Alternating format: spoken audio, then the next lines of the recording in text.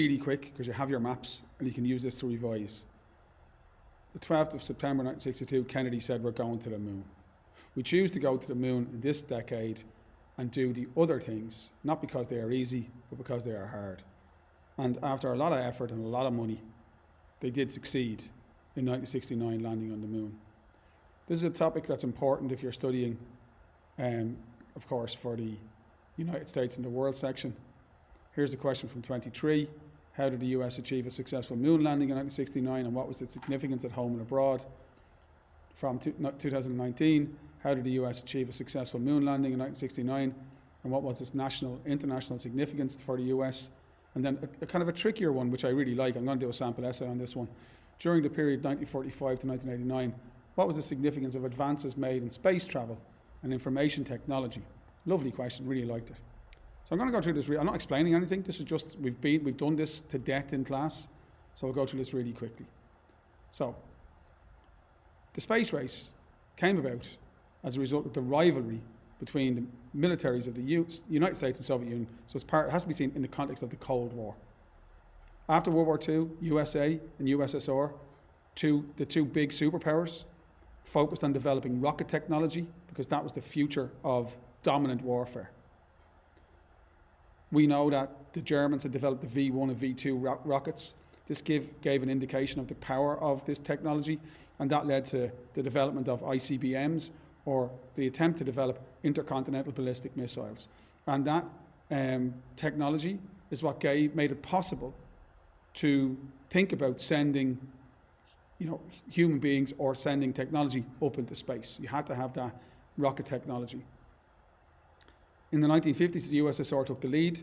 Sergei Korolev was he was an engineer, but he was really the manager of the Soviet rocket and space program. And the Soviet rocket and space program really did take the lead in the early years. So October 4th, 57, Sputnik is launched, the first man-made object launched successfully into orbit around the Earth. 61, Yuri Gagarin becomes the first human being in space, and he's successfully brought back.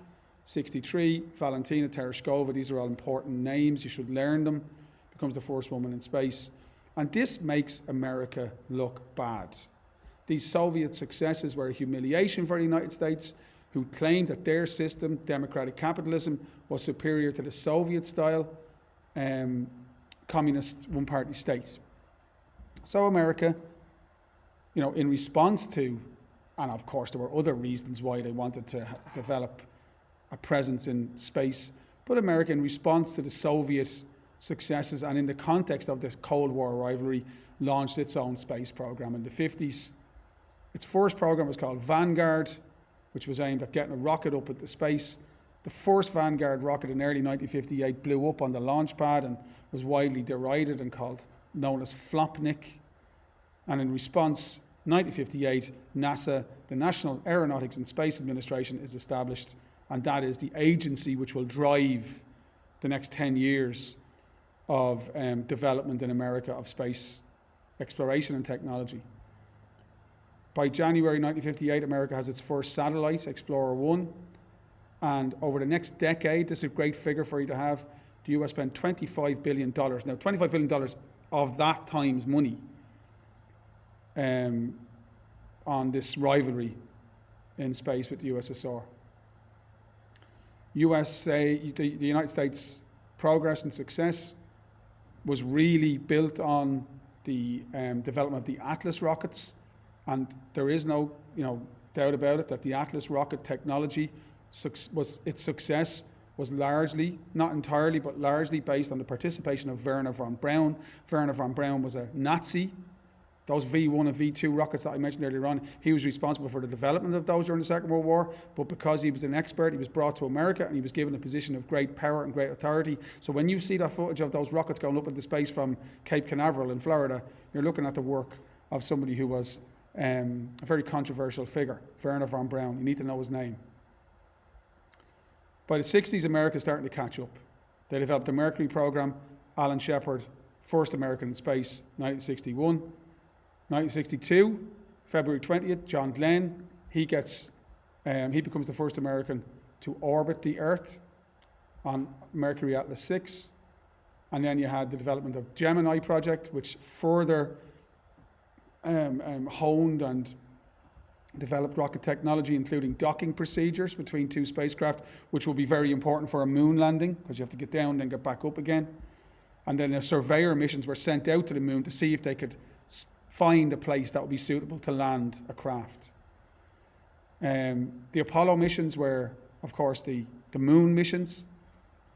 They had a huge setback in 1967 when Gus Grissom and two other astronauts were killed in the spacecraft on the ground when a fire raced through it prior to a launch. That's Apollo 1. But of course, by 1969, the Americans succeed in achieving Kennedy's goal of landing on the moon before the end of the decade. 20th July 1969, Apollo 11, Neil Armstrong, one small step for man, one giant leap for mankind. Buzz Aldrin's with him on the moon, and Michael Collins is the third member of the crew.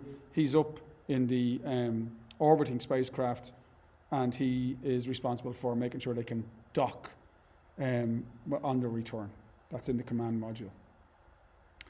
The success of Apollo 11 was seen as a great success for America in the Cold War, particularly in the context of early Soviet successes, but also in the context of America's national mood in 1969, which was really bad. Vietnam, social change, the Watts riots, lots of negativity in America at that time. So this was a huge lift for America. It was watched by the moon landing 500 million people internationally. Some estimates say 600 million, 500 million is the figure I usually quote. It's important to note just what a huge national effort the moon landing was. It took the work of 400,000 people to achieve that amazing, goal of landing on the moon and bringing the astronauts home. And it is estimated that the US government, great figure to have in any essay, spent $25.8 billion or $257 billion in today's money on achieving the moon landing.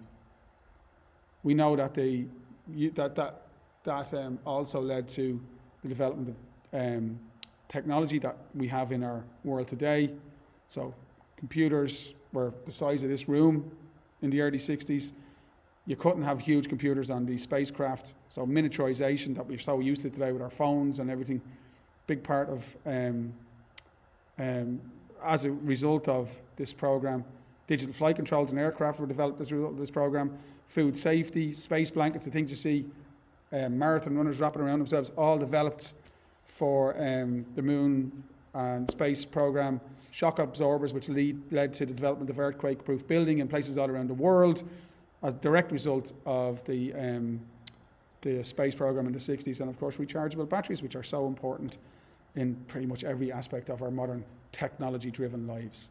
So there's a little breakdown of the key developments that got America to the moon in 1969, a little bit of context, and I hope you found that useful.